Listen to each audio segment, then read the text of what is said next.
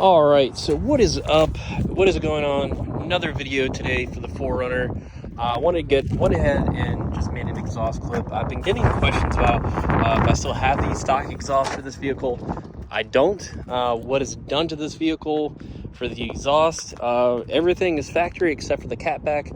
As you heard, it's that MagnaFlow catback exhaust. Basically just clamps there.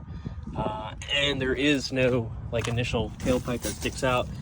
Ends right there. This is I believe it's the Overland kit that MagnaFlow offers, right around $800. It sounds pretty good to me for, I guess, a V6. It's not too loud. It's not really drony. You hear it, but once this car settles down after a cold start within a minute or two, it's really not that bad.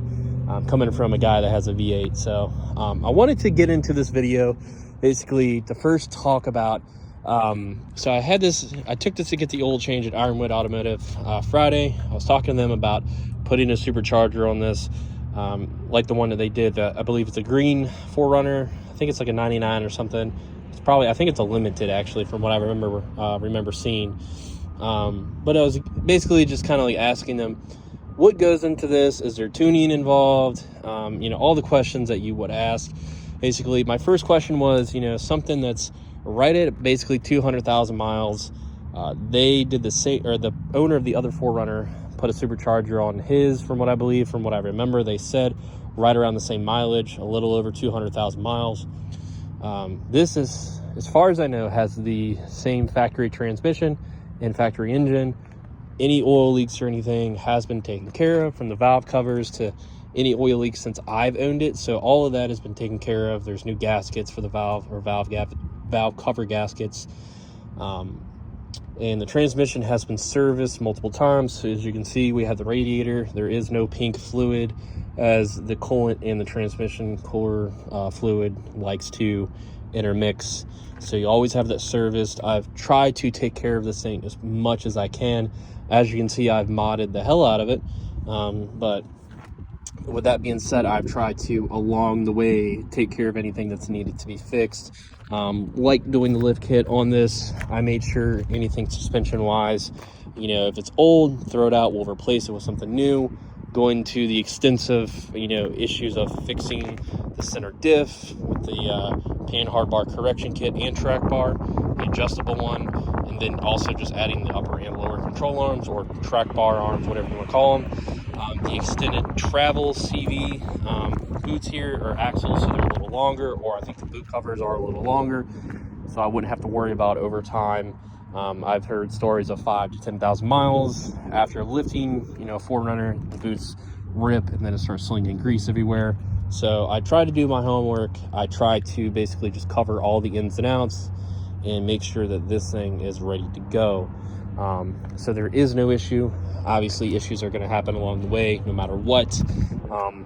Even to the point of the lower ball joints didn't necessarily need to be replaced, but I was like, we're already lifting it, might as well put some OEs in there. So I ordered some straight from Japan, had them, and they're installed.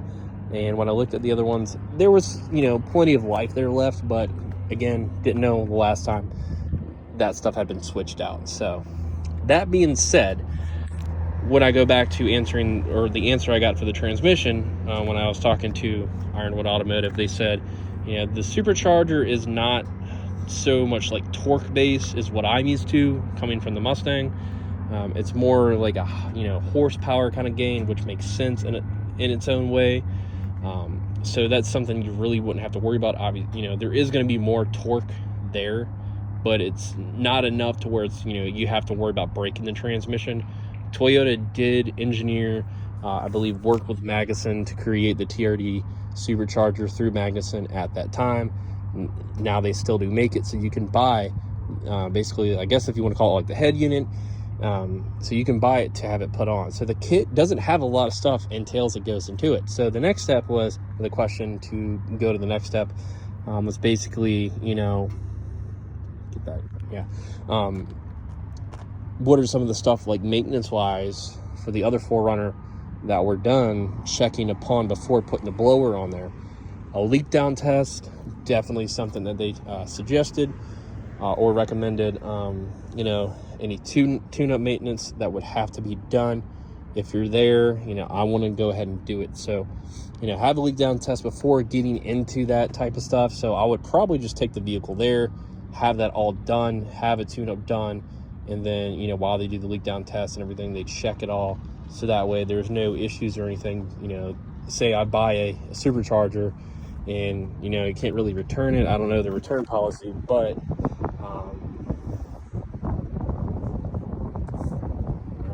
it's always people. So you don't want to buy a supercharger and then, you know, spend all that money and then have to put a new engine in this. So I don't know, there's some random dude just pulled about an hour or so trying to film a video. I hate when that happens. I have as many videos as I make, but what I wanted to basically just cover, once I have all that, you know, the go ahead green light for that, making sure everything is good.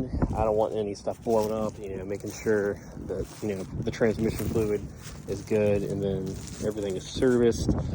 We'll go from there, and we'll go ahead and order the supercharger for this thing. And then the last part of this video that I want to talk about is, so I've made videos in the past talking about the value of like a 3rd gen 4Runner, what a factory one costs, what, you know, a modded 4Runner would probably cost if you're looking for one. You know, things that you should look out for, things to, you know, if you want to buy a modded one already, just the ins and outs of like what to look out for and if it's worth it. So I'm trying to honestly gauge what the price value would be.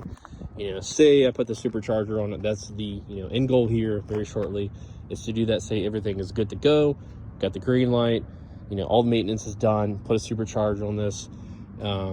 You don't even have to really tune it from what I was told, and the computer kind of just learns on the fly, or the fuel trims kind of, the way that Toyota had it set up, the ECU recalibrates itself, as long you have to continuously drive it, and then the fuel trims and all that good stuff. So that's what I was told, so it doesn't even have to have a tune.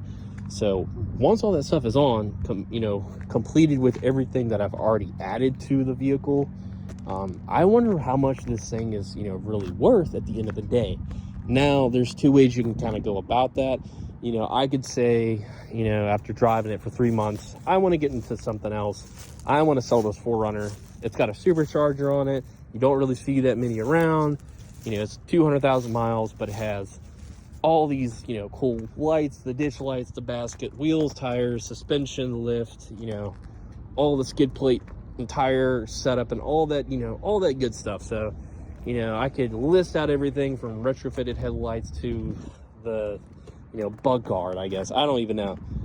What is willing, you know, what is someone willing, honestly, willing to pay for this? That's the kind of end game. So, you know, I could say, post this, like I said, for 15K. You know, I could get offers all day for 8 or 9. So am I willing to let it go for that cheap? So I think, in my honest, humbling opinion, I guess, if you want to call it that, if this thing had a supercharger on it tomorrow and I turned around and sold it a week later, as it sits, say the paint and all that was corrected, which is my plan before the summertime, is to get this thing, you know, repainted. Not just a paint correction, basically just be repainted the same color. Interior was, you know, say take the seats out, clean it. Just basically, the 4Runner is at least an 8 out of 10. I have the seat covers, the floor mats, but, you know, some stuff obviously gets down in there. So, but, you know, take your time, have somebody professionally detail it. I say this would go no less than 20. I'd say on a good day, a good offer would be 17, you know. The downside to that is 200,000 miles on it. A buyer is not going to know, you know, how much you really took care of it, how much you really got on it. So the downside is of having a supercharger on this is somebody's going to think, oh, they put a blower on it and they just beat the hell out of it. They drove it from stoplight to stoplight like it was, you know, Paul Walker driving or something. I don't know. But, you know, I wouldn't do that. But at the end of the day, who's to say who's going to believe me? So I think, you know, on a good day walking away, cash on the table, this was all paint corrected, clean, detailed interior, spotless, with a blower on it and everything. 20, 17K for the best offer. So that's what I would gauge. Maybe a little less, honestly, maybe 15. But it's also depends on the area that you're in, and you know who's willing to pay that, and who really wants a 3rd gen 4Runner with a blower on it. You know, somebody might buy it and take the blower off and sell it, and just want an NA 4Runner and not really care about the extra horsepower, you know, that it gets. So that's pretty much it. Like I said, the exhaust kit people have been asking me. No, I don't have the stock exhaust anymore. How much louder is it over the stock exhaust? I'd say, you know, if you're looking at a scale from 1 to 10, I'd say 5 out of 10. It's not really that loud at all, honestly. You can hear it, especially when you're on the highway and getting on it, trying to merge with traffic. But at the end of the day, it's really quiet, especially when it idles. So I thought I'd give whoever, you know, keeps asking, or the few comments that people keep asking about what does this sound like and stuff. So it's not that bad. Is it worth the price? I don't know. That's for you to figure out. $800 is what I paid. So those are the next steps for the supercharger. The questions that I asked have been answered, so I know what to do now and next appointment get done for any maintenance that needs to be done, leak down tests, all that. Buy the supercharger. Don't need a tune. Kind of basically just tunes itself. So yeah, and the value of what this would be versus what I see versus what somebody would be willing to pay. So there you go. That's basically today's video. So I hope you guys enjoyed it. I'll see you in the next video, probably later on this week. So it's warm today, so I'm going to go enjoy the day. So hopefully you can as well. And I'll catch you guys in the next video. Have a good one.